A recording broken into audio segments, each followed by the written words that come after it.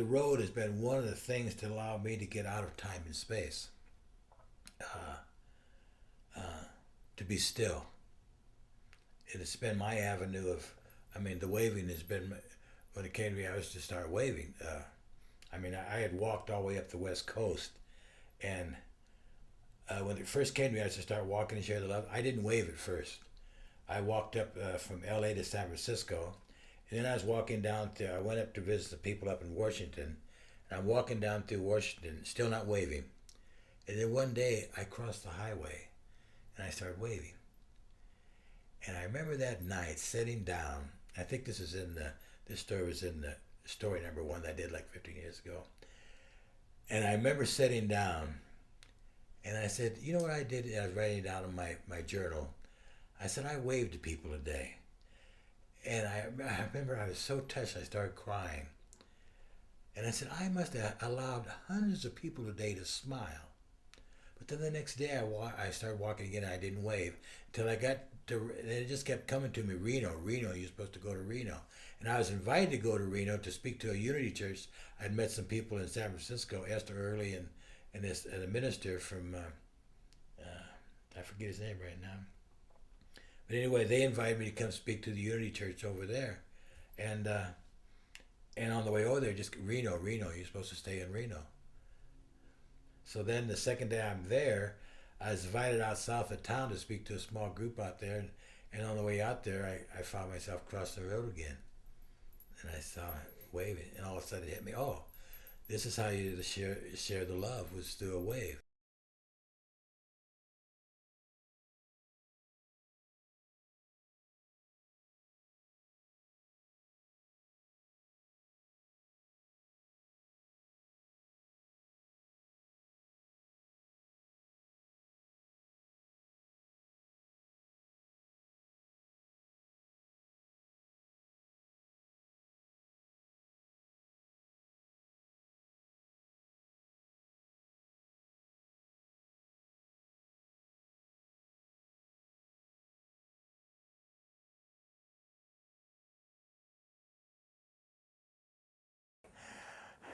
I was an ornery little kid, but I was also a talented little kid. My mother got my older sister, who's 2 years older than than me, Charlene and me. We were tap dancers all through my growing up years. I was a tap dancer, a singer, ballet, acrobats, and then when I got old enough, I did a dojo. So from the age of 3 until I was 18, I was actually, performing on stage. And until I was like 10 years old, I was actually a shy little boy. And then when I was like 10 years old, and all of a sudden the shyness went away, and I just loved it. But I realized that everything that was happening to me then was just little things get me ready to do, be who I am now.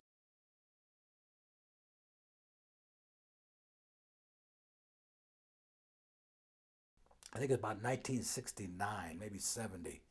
I said, well, let's go travel across the country. So we just got rid of everything and got in this, had a pickup truck with a little camper on the back, and we just took off across the country with 4 little daughters and a dog.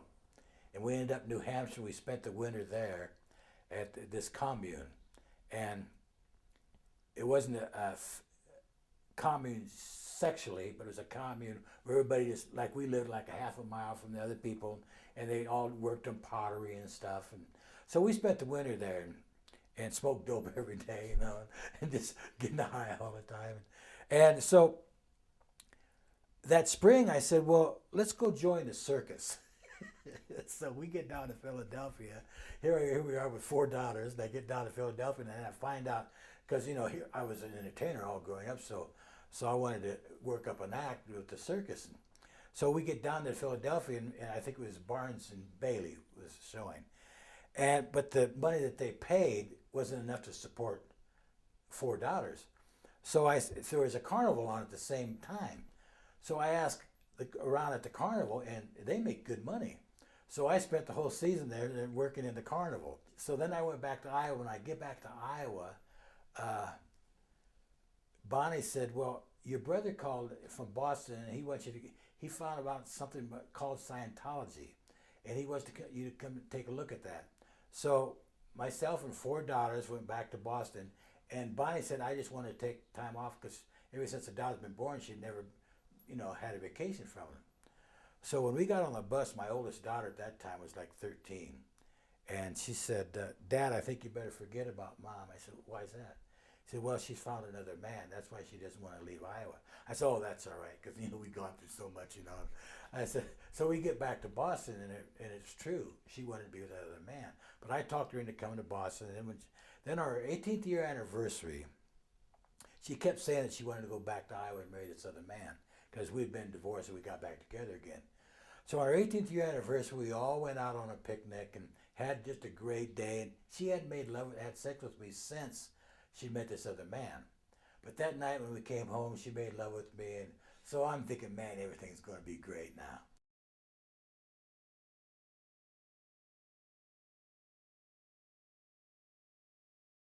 So the next day I went out and I came back, and the Scientology was nice. It had some great methods, how to find your spirit self, but it wasn't for me. And so, Carry Carry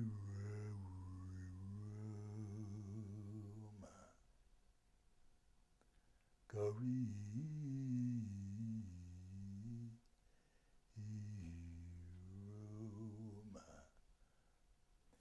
So I come home the next day, and the house was empty.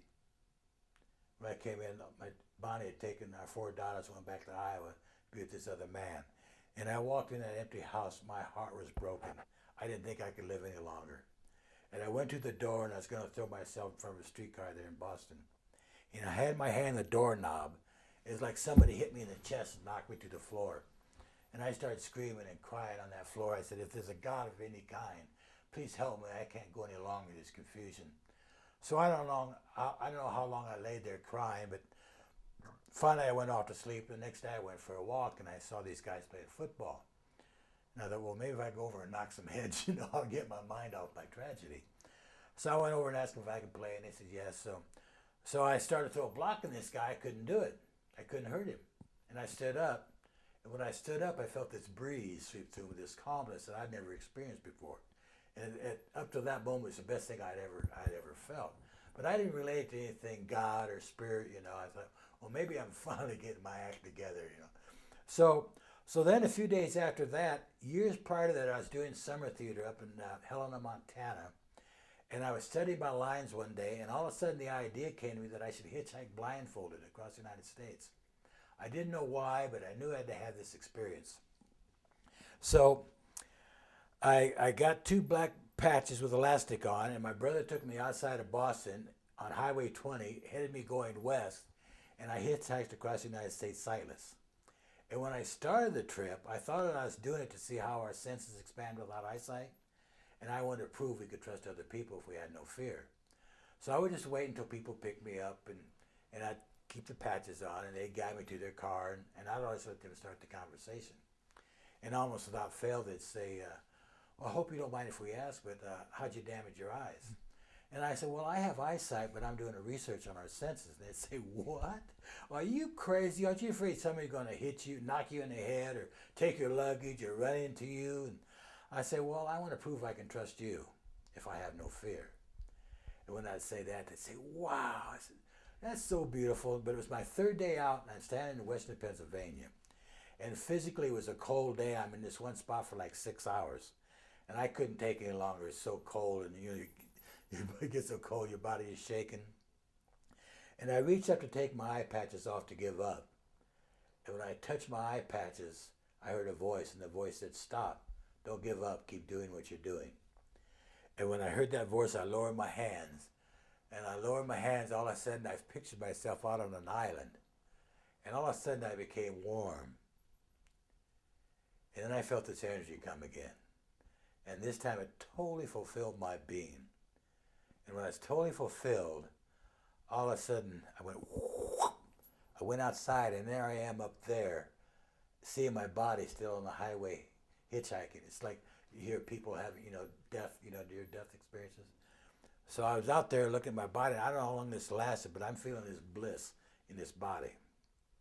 So the next person picked me up and I came back in my body, but I just keep feeling this bliss.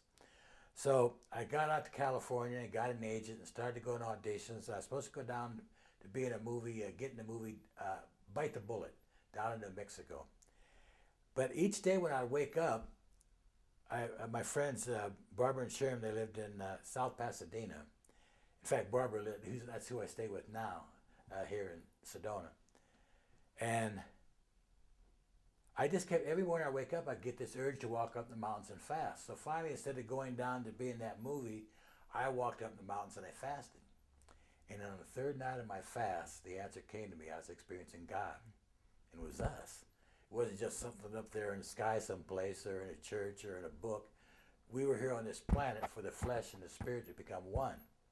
So when I had that awakening, all of a sudden I remember back in 1959, we were living up in the Black Hills in South Dakota, and I'm drunk, and I'm out with this other woman. And it's the night before our 4th anniversary, and I'm feeling guilty because Bonnie's so good and I'm being so rotten. And so I dropped the woman off, and I felt like I didn't deserve to live, and I got my old Plymouth going faster go, and I just said, fuck it. And I crashed my car on these telephone poles, this guardrail, and the car was demolished. But I remember sitting in that car that night crying. I said, God, if there's a God of any kind, if I ever find you, I'll devote my life in sharing with others. So I remember that promise. So I said, up in that top of that mountain, I said, what am I to do? And that inner voice said, start walking and be loved. And no matter what anybody does to you, love them back. So that's been 30 years ago. And I guess I walked probably a little over 9 times around the world now.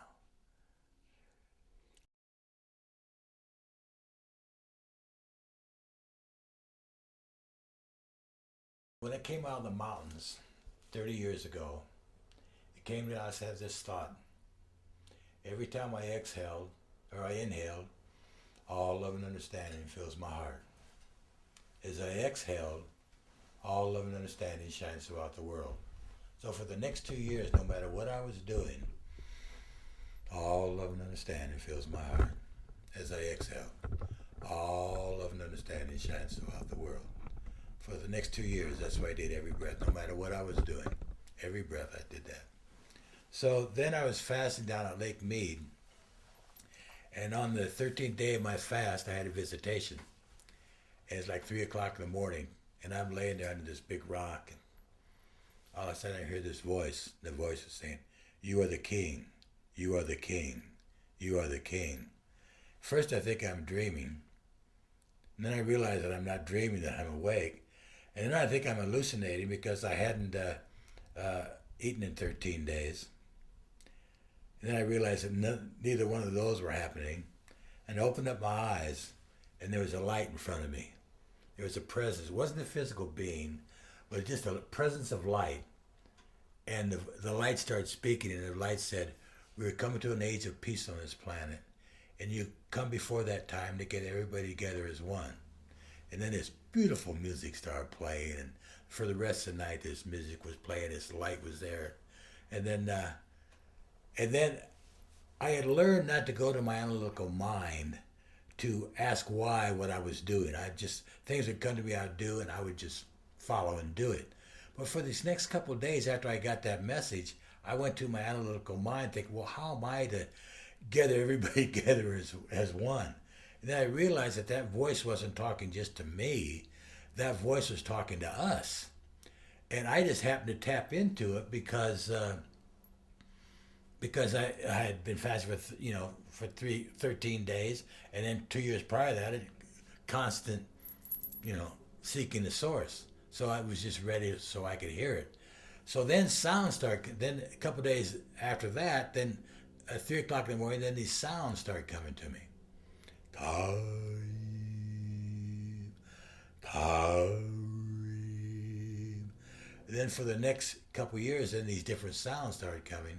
And now, for the last 28 years, or how many, 26, whatever, I've been chanting. It's a continual thing. Continually doing it. When I'm out there waving, I'm just, like for years, I went through the whole method going, the different sounds. The different sounds was Jadu, Kaib, Kareem, Kahim, you can, Kiram, Kilaram, Kariram, Shantu, Shanti, Hinu, Karirarima, Karirarima,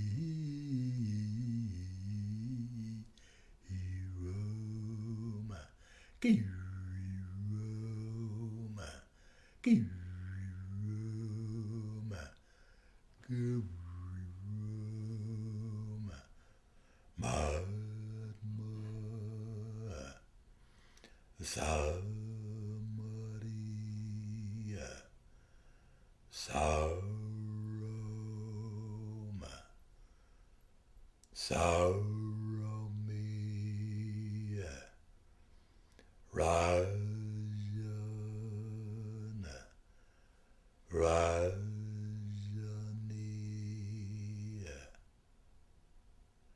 I am that I am. So that's what I'm doing continually. I wake up in the morning, in fact, the nighttime, I mean, almost whenever I'm waking hours, sometimes I even wake myself up, chanting. So it's a continual thing. When I'm not when I'm out there waving, I'm just going through. Now I've got mainly just Kari Ram. Like during the day now, my moving chant is Kari Roma, Kari Rom. Breathe in through my heart chakra and breathe out through my eye, third eye. And then it's Rajana,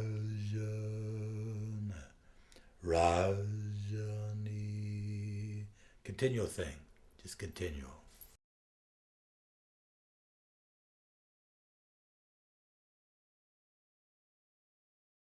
I mean, I've been called the waver over the years. What I've really been doing is listening all these years. I chant and then I listen. I mean, the things that are coming out my mouth, and sometimes when people stop and I hear what's coming out of my mouth, like, God, that's beautiful, And I'm hearing it sometimes for the first time, but it's just my spirit being talking, and I'm listening to it. I'm watching myself. Ed's watching this being, throughout the day, and it's, God, it's exciting, Like I have a friend, Marty Weiner, up in Reno. He's a lawyer friend of mine, and I've stayed with him different times over the years, and so the last time I'm up there, just a few months ago, he said, and we always get together when I come back to Reno, and he said, well, Ed, he said, all these great things happen to you. He said, how come they don't happen to me? I said, they do. I said, but right now in your life, your priority is being a lawyer. And by being a lawyer, you're truly into time and space. So you're rushing to do this, you're rushing to accomplish this, but I've been so blessed that when I do, I'm not in time and space. I just keep going here to the source. And as I go to the source within my being, by being still, then I see the synchronicity of it. And then I see what so-called miracles happen. Because there's no such thing as a miracle. They just look like a miracle because we're not. I mean, Jesus didn't do any miracles. He was just living a normal life. And we can all do that. It's just a matter of being still and listening to that spirit within. Like for over 20 years, I sat by the big clock up in Reno at Park Lane Mall. And I used to call that my office, and people would come in to talk with me. And the mall actually gave me a chair, and then I have another chair where people would come up and so they come up and talk with me, and they'd see me. I guess people think, they come to me like I'm a counselor to them because they see me happy all the time. So he must know something, So which I do, and I learn more each day. But they'll come to me and they'll say, well, they have this problem or that problem. And I say, well, first of all, realize that everything that you think is a problem is just a lesson. And it's a lesson allowing the flesh and the spirit to become one. And even after I say that, they say, well, this person, did this or this person. I said, wait a minute. I said, if anybody ever bothers me, it's never that person. It's just that person showing me they're the instrument allowing me, if I get affected by them, that I'm reacting off of them and I'm not loving them unconditionally. So that's what's happening in the world too. If things happen out in the world, When we react off the worldly things, then we add energy to those worldly things. So like people say, well, what do you think of the war? What do you think of this? I say, I don't think about those things. The key is to be love. And when we can be love, the more of us can be love and not react off the world. When we react off the world, we add energy to the world. When we go to the source, then the source sets us free. Then it just seek ye first the kingdom of heaven. But that kingdom of heaven is within us. So seek that kingdom in there first, and then all shall be added unto you. I mean, that's probably that just baffles people because they see me. Well, one of the big stories in big rumors up in Reno is they think I'm a millionaire. It's, well, he's got to be a millionaire. I mean, he's out there waving every day, and he's so happy, and he doesn't work. He's got to be a millionaire to survive like that. But the way I truly survive is, I remember I was walking out of L.A. after I had to experience something else. When I came here, I should start walking, and I was walking past this woman, and she was collecting money. A young girl, looked like in her early 20s, and I walked past her, and I turned around and looked at her. And when I turned around and looked at her for the first time, I saw somebody's aura. And she had this energy field around her. And God, she was just glowing. And I walked up to her and I said, what are you collecting money for? And she said, world happiness and understanding. It was almost the same thing that come to the mountains that I was all love and understanding, So when I heard that, I gave her all the money I had except 47 cents I have over. And I still carry that every day. I put 47 cents in my pocket each morning in my left-hand pocket, and it's kind of being thankful. I just so appreciate that I've lived for 30 years, starting off with 47 cents 30 years ago. And I gave her the folding money, I put it in her can, and then when I started to reach back for it and said, wait, I need that to eat on. But when I reached out for it, my inner voice said, no, you'll be provided for. And from that day, 30 years ago, I've been provided. Whenever I need it, somebody will come, here, Ed, thank you for what you're doing. Or I'll speak, like tomorrow night, I'm speaking in a group. They'll take up collection and people stop. I mean, every day people stop and give me some money and I share it and I use it. Seek ye first the kingdom of heaven and all shall be added unto you. Yeah. I know that our real being, there really truly is no separation. What I'm looking at you right there, that's you. But you are also the spirit.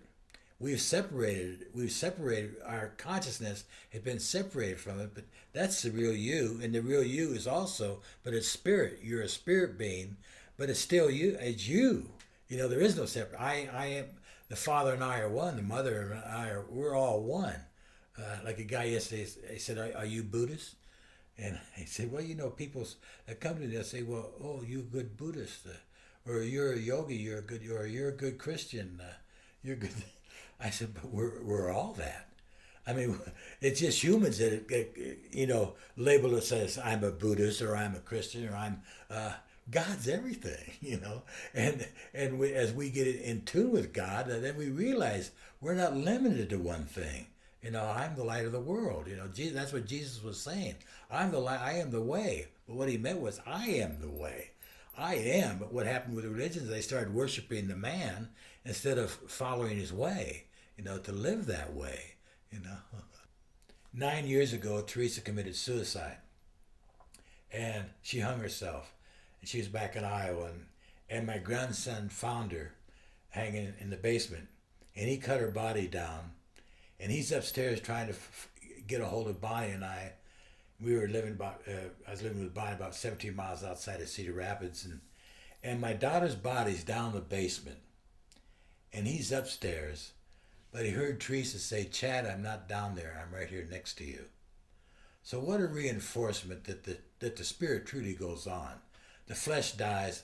And I feel very strongly that the wisdom that has come to me is that we're here for the spirit and flesh to be one, but if the flesh doesn't find it, then the flesh eventually goes away, but the spirit goes on and taps into another flesh, until eventually a flesh and the spirit become one, and then that flesh doesn't have to age, it doesn't have to die, it doesn't have to, it can fly, it can walk on water, there's nothing it can't do when it gets tapped into that higher vibration. As each one of us think positive, see positive vibration, it affects the whole world. As I am light, the world is light. As you're light, as each one of us, as we're dark, we affect the world in that same way. But there's more people on the planet now that are loving. There's more love now on the planet than there's ever been, and more people are more open to it now. I was up in the Big Sur, and by this time I truly listened to my inner guidance. So I went into the cemetery. I was guided to go into the cemetery, and I walked in there, and a little baby girl had been buried that morning, and I placed a heart-shaped stone on her grave. 16 years later, I'm hitchhiking down to L.A. from Reno, and this little lady picks me up down by Gardnerville, and we talked for a bit, and I gave her a stone. And she said, "Oh, let me tell you about a stone I found years ago." She said, "My granddaughter died, and the next day we went to put flowers on her grave, and I found this heart-shaped stone on her grave, and we felt it was a sign from Jesus saying everything would be all right." I said, "I'm the man who put that stone there." And God, she took hold of my hand, and we just started sobbing. But there are no chance meetings.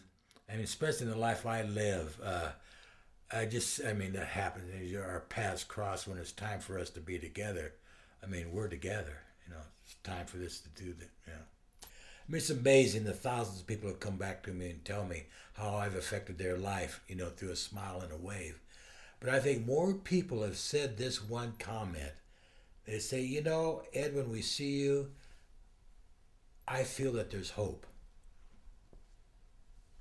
So I guess I'm out there just to, hey, everything's all right,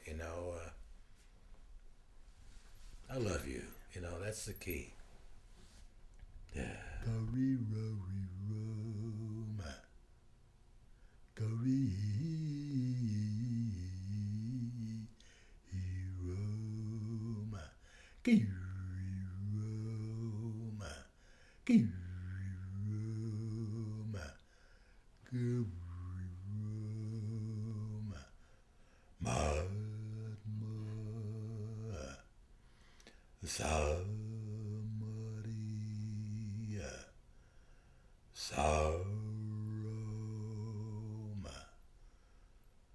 Saromia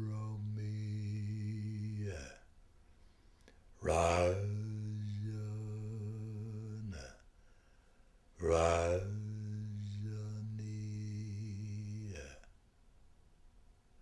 I am that I am.